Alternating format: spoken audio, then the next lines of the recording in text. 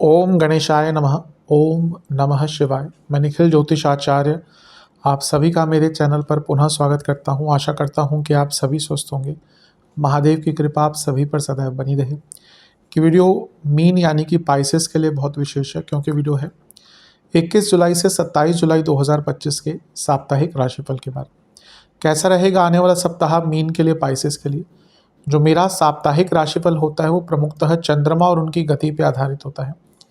चंद्रमा एक बहुत विशेष ग्रह है, उनकी विशेषताएं तो खैर बहुत है, लेकिन जब हम साप्ताहिक राशिफल के संदर्भ में बात कर रहे हैं तो पहला तो बहुत तेज भागते हैं, दूसरा वो मन के कारक है, और तीसरा वो जिस भी भाव में जाते हैं, ग्रहों के साथ संबंध बनाते हैं, उनको बहुत एक्टिवेट कर देते हैं। इसीलिए क्योंकि उनका गोचर बहुत ज़्यादा होता है, अलग अलग भावों में, राशियों में जाते हैं, ग्रहों के साथ युति बनाते हैं, तो हमारे डे टू डे एक्टिविटीज़ पर, हमारे मन पर, हमारे स्वभाव पर उनका डायरेक्ट इम्पैक्ट होता है।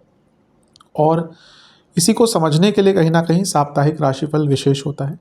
ज्योतिष के माध्यम से गाइडेंस प्राप्त करने के लिए कि हाँ, किस प्रकार से आने वाला हफ्ता जा सकता है, क्या ध्यान रखना है, क्या बचना है किस चीज़ से, क्योंकि राशिफल एक सामान्य आधार पर ही दिए जाते हैं। तो बस डूज एंड डोंट्स की तरह इसको लेना चाहिए और ये समझना चाहिए कि ग्रहों का प्रभाव किस प्रकार से आगे बढ़ेगा। यदि आपकी लग्न राशि या चंद्र राशि मीन है, दोनों ही गाइडेंस के लिए इस राशिफल को देख सकते हैं। जहाँ से ज़्यादा सूट करता है, रिलेट करता है, वहाँ से ऑब्जर्व कीजिए। व्यक्तिगत तौर पे मेरा मानना है लग्न से देखेंगे तो अच्छा है। इनकेस नहीं पता है आपको अपनी लग्न राशि, तो आप अपनी चंद्र राशि से भी इसको देख सकते हैं। शुरू करते हैं। चंद्रमा आपके तीसरे भाव में ही होंगे, ऑलरेडी 20 तारीख को आ चुके होंगे, तो 21 तारीख को ऑलरेडी यहीं पे रहेंगे और 22 तारीख सुबह के 8:30 तक यहीं पे गोचर रहेगा। चंद्रमा का तीसरे भाव में आना एक प्रकार से अच्छा ही माना जाता है। आपके त्रिकोण के स्वामी हैं और यहाँ पे उच्च की अवस्था के हो गए और शुक्र के साथ भी बैठ गए, जो खुद तीसरे घर के स्वामी हैं। नई चीज़ों की शुरुआत के लिए, आरंभ के लिए, यात्राओं के लिए, नई बिजनेस के लिए, बिजनेस की शुरुआत के लिए, नए आइडियाज़ के इम्प्लीमेंटेशन के लिए, कुछ अनकन्वेंशनल सोच के लिए, क्योंकि शुक्र अष्टम के स्वामी है, चंद्रमा विचार हैं, सोच हैं और पंचम के स्वामी हैं। तो हफ्ते का ये शुरुआती भाग आपके लिए काफ़ी अच्छा दिख रहा है, काफ़ी शुभता लेकर आता हुआ दिख रहा है। बस ध्यान ये दीजिएगा कि शनि का प्रभाव भी है।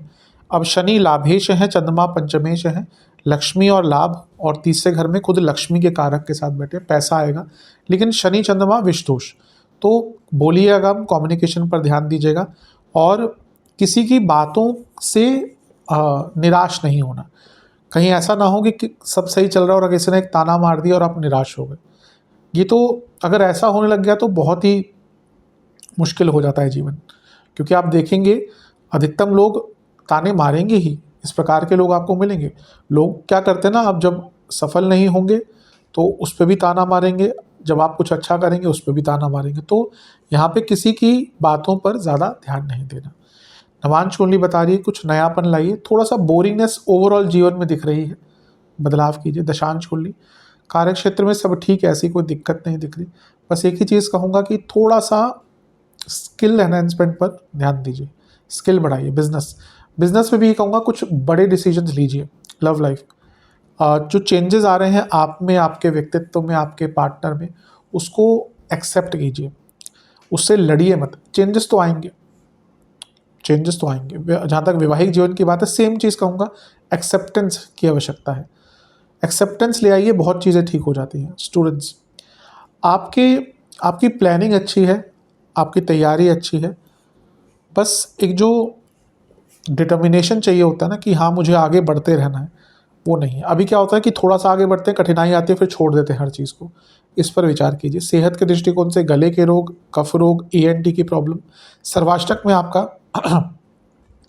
तीसरा भाव ही अत्यंत बली है, तो उत्साह की कोई कमी नहीं दिख रही, उस उत्साह का सदुपयोग कीजिएगा। 22 तारीख सुबह के 8:30 के आसपास चंद्रमा राशि बदलकर आपके चौथे भाव में आ जाएंगे, यानी कि मिथुन में, और 24 तारीख सुबह के 11 तक उनका प्रवास यहीं पड़ेगा। चंद्रमा का चौथे भाव में आना कारको भावनाशय दोष उत्पन्न करता है। अब क्योंकि वो त्रिकोण के स्वामी है, केंद्र में बैठकर राजयोग बना रहे हैं और दो केंद्रों के स्वामी यानी कि लग्नेश और दशमेश के साथ बैठे हैं, तो ये धन प्राप्ति के लिए अच्छा है, प्रॉपर्टी खरीदने के लिए अच्छा है, प्रॉपर्टी के कार्यों के लिए अच्छा है। गज केसरी योग बन रहा है, दोनों मिलकर चौथे घर से 10वें घर को देख रहे हैं। कार्य क्षेत्र में रिकॉग्निशन के लिए भी बहुत अच्छा है। सब अच्छा है तो बुरा क्या है? बुरा ये है कि चंद्रमा यहाँ पर कारको भावनाशय दोष लगाते हैं। खैर इतना कोई बुरा इम्पैक्ट नहीं है चंद्रमा पर, लेकिन कभी कभी यहाँ पे क्या होता है ना, एक emotional sadness, emotional vacuum create हो जाता है। ये ऐसा टाइम होगा आप बहुत कुछ चाहेंगे। मेनली यहाँ पे क्या होगा ना कि आपकी एक्सपेक्टेशन बहुत अनरियलिस्टिक जो हो गई हैं वो आपको तंग करेगी। मेरे पास ये नहीं है, मेरे पास वो नहीं है, जो है वो भी काफ़ी है, जो है शायद उतना खर्च भी ना कर पाएंगे जीवन भर, या इतना है आपके पास कि आप आराम से काट लेंगे, लेकिन और चाहिए और चाहिए। ये चीज़ें आपको ना यहाँ पे बहुत तंग करेगी, और घर में भी थोड़े से वैचारिक मतभेद हो सकते हैं। अदरवाइज ठीक है टाइम। नवांश कुंडली बताती है थोड़ा शांत रहिए, अपने मन को शांत कीजिए। दशांश कुंडली कार्य क्षेत्र में सब ठीक है, ऐसी कोई दिक्कत नहीं दिख रही, लेकिन ओवरऑल अपने आप को और एनहेंस कीजिए। जैसे मैंने स्किल की बात करी थी, यहाँ पे भी वही कहूँगा। बिजनेस में आइडियाज़ की कमी दिख रही है। इस टाइम पे बैठकर सोचिएगा। लव लाइफ ज़्यादा शक मत कीजिएगा, ज़्यादा आरोपीकरण मत कीजिएगा, ज़्यादा क्या कुछ भी मत कीजिएगा। वैवाहिक जीवन, पुरानी बातों को पहले क्लियर कीजिए, वरना आगे नहीं बढ़ पाएंगे। अभी लग रहा है पुरानी ही बातें क्लियर नहीं हो पा रही, आगे क्या बढ़ेंगे। स्टूडेंट्स, आपको थोड़ा सा टाइम अपने मेंटल हेल्थ पर देना पड़ेगा, और ये टाइम उसके लिए बहुत उपयुक्त है। सेहत के हिसाब से कफ रोग, चेस्ट की प्रॉब्लम्स, इंडाइजेशन, सर्वाष्टक, आपका तीसरा भाव भी बली है। हफ्ते का ये भाग प्लानिंग पे दीजिए, बहुत काम आएगा। 24 तारीख सुबह के 11 बजे के आसपास चंद्रमा राशि बदलकर आपके पंचम में आ जाएंगे, यानी कि कर्क में, और 26 तारीख शाम के 4 तक यहीं पर रहेंगे। चंद्रमा का पंचम भाव में आना एक प्रकार से अच्छा ही माना जाता है। यहाँ पे वो खुद की अपनी राशि में है, ये भी ठीक है। त्रिकोण के स्वामी त्रिकोण में, लक्ष्मी स्थान के स्वामी लक्ष्मी स्थान में। बस प्रॉब्लम क्या है कि यहाँ पे अमावस्या दोष बन गया, और बुध के साथ है। अब बुध तो 2 केंद्रों के स्वामी हैं, लेकिन आपके बाधकेश भी हैं।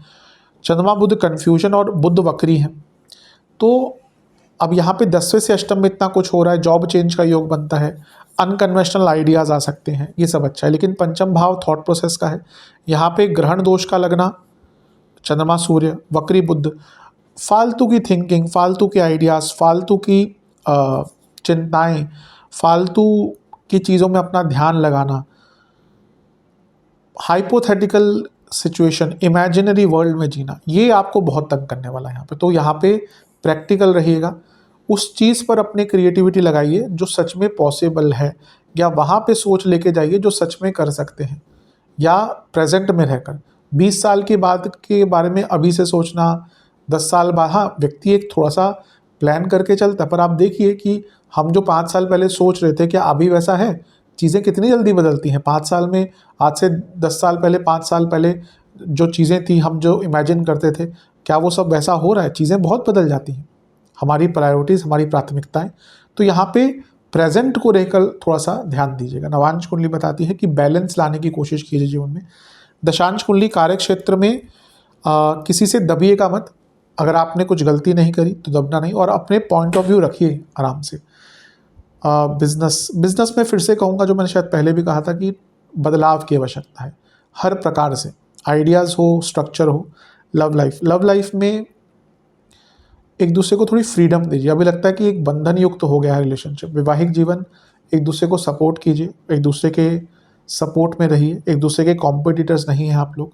जहाँ तक स्टूडेंट्स की बात है, थोड़ी ग्रेटिट्यूड की भावना रखिए, और ओवर कॉन्फिडेंस की तरफ मत जाइए। सेहत के हिसाब से पेट के रोग, नसों के रोग और स्किन डिसऑर्डर। सर्वाष्टक में आपका तीसरा घर ही अत्यंत बली है। कि पूरा हफ्ता ना कुछ नया सीखने के लिए, अपने लाइफस्टाइल को थोड़ा ठीक करने के लिए, कुछ नया करने के लिए, कुछ स्टार्ट करने के लिए जो बहुत टाइम से चाह रहे थे, बहुत बहुत अच्छा है। 26 तारीख शाम के 4 चंद्रमा आ जाएंगे आपके छठे भाव में, यानी कि सिंह में, और सप्ताह के अंत तक यहीं पर रहेंगे। इसी दिन शुक्र का गोचर भी हो जाएगा, और वो आपके चौथे भाव में आ जाएंगे। चंद्रमा का छठे भाव में आना एक प्रकार से बहुत अच्छा नहीं माना जाता, ना ही बहुत बुरा माना जाता है। इसमें कुछ अच्छी चीज़ें भी होती हैं, कुछ बुरी चीज़ें भी होती हैं। अच्छी चीज़ें ये है कि मंगल के साथ है, लीगल कार्य पूर्ण हो सकते हैं। प्रॉपर्टी के कोई लीगल कार्य अटक रहे थे, प्रॉपर्टी का कोई किसी से वाद विवाद चल रहा था, उसके संबंध में चीज़ें थोड़ी आगे बढ़ सकती हैं। चंद्रमा केतु के साथ हैं तो थोड़ा पुरानी चीज़ों से सीख भी मिल सकती है। कोई रुका काम था, रुका पैसा था, वो वापस आ सकता है। लेकिन चंद्रमा पहले तो छठे घर में, व्यर्थ की चिंता है। दूसरा, अभी अमावस्या दोष से निकले तो ग्रहण दोष लग गया।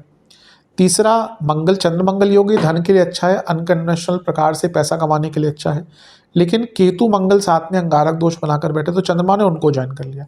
तो हफ्ते के अंतिम भाग में क्या होगा ना, फ्रस्ट्रेशन बहुत रहेगी, इरिटेशन बहुत रहेगी, और वो आपको बहुत प्रभावित करने वाली है। ये जो इरिटेशन है, फ्रस्ट्रेशन है, ये बहुत तंग करेगी।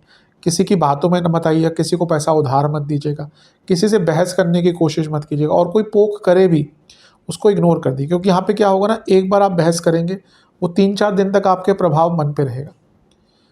तो इस चीज़ पर बहुत ध्यान देना है कि आपको अपने टाइम को वेस्ट नहीं करना। कभी कभी हमें गुस्सा आता है तो हम कभी कभी 3-4 दिन ऐसे निकल जाते हैं कि हम उसी में प्रभावित रहते हैं, उसी से प्रभावित रहते हैं, और उससे क्या होता है कि अपना ही टाइम वेस्ट करते हैं। गीता में भी सबसे ये लिखा कि पहले कि जब हमें गुस्सा आता है, सबसे पहला जो चीज़ हमारे कंट्रोल से बाहर जाती है वो हमारा मस्तिष्क ही है। तो कोशिश कीजिए कि अपने आप को गुस्से से दूर रखें। कोई प्रोवोक करने की कोशिश भी करे, कोई गलती कर देता है आपके सामने, कोई आपको जानबूझकर कुछ बोलता है, तो इग्नोर करने की कोशिश यहाँ पे करें। नवांश कुंडली, थोड़ा सा ग्रोथ पर ध्यान दें अपने ओवरऑल जीवन के, ना केवल पैसों के मामले में या करियर या बिजनेस, ओवरऑल हेल्थ हो गया, स्पिरिचुअल हेल्थ हो गया, हर प्रकार से। दशांश कुंडली, कार्य क्षेत्र में थोड़ा ध्यान दीजिएगा, आसपास बहुत ऑफिस पॉलिटिक्स, बहुत षड्यंत्र चलेगा। बिजनेस में मैं कहूँगा थोड़ा सा अपने कनेक्शंस पर, कम्युनिकेशन पर, आजकल डिजिटल मीडिया का टाइम है, उस पर ध्यान दीजिए। लव लाइफ,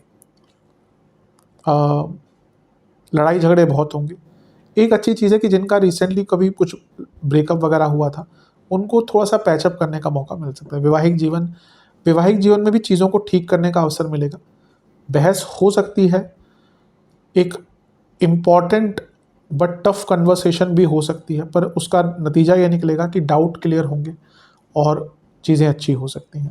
जहाँ तक स्टूडेंट्स की बात है, आपको रिसर्च करना है, आपको थोड़ा सा अपने सब्जेक्ट्स के बारे में और जानना है, अपने फील्ड के बारे में और जानना है, और उस सब के लिए टाइम बहुत अच्छा है। सेहत के दृष्टिकोण से पेट के रोग, एसिडिटी, इंटेस्टाइन की प्रॉब्लम, सर्वाष्टक आपका धन स्थान बली है, धन आएगा, लेकिन चिंताओं से बचिएगा, कम बोलिएगा, और किसी को अपने मूड, अपने इमोशंस को ज़्यादा प्रभावित मत करने दीजिएगा। उपाय के स्वरूप में महादेव का गंगा जल से अभिषेक करके एक बार उनकी आरती करनी है। आशा करता हूँ वीडियो काम आएगी। चैनल पर नए हैं, सब्सक्राइब कीजिए, वीडियो को लाइक कीजिए। मिलता हूँ मैं आप सभी से अगली वीडियो में, तब तक के लिए ओम नमः शिवाय।